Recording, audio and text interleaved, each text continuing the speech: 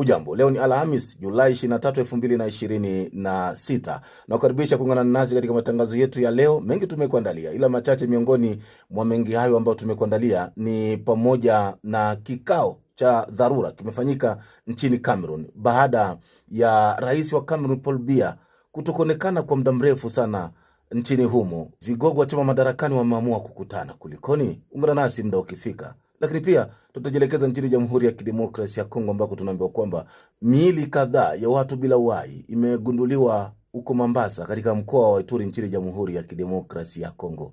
ADF wanashutumiwa kuhusika na mauaji hayo. Kwa nini mpaka sasa ADF wanapata nafasi ya kuwa wananchi wakati kunafanyika operation kabambe huko kati ya jeshi la Jamhuri ya Kidemokrasia ya Kongo na vikosi vya Uganda UPDF? Nini kinaendelea huko? Mengi, ungana nasi, tutakuwa hewani kuanzia saa 8 mchana kwa saa za hapa Johannesburg.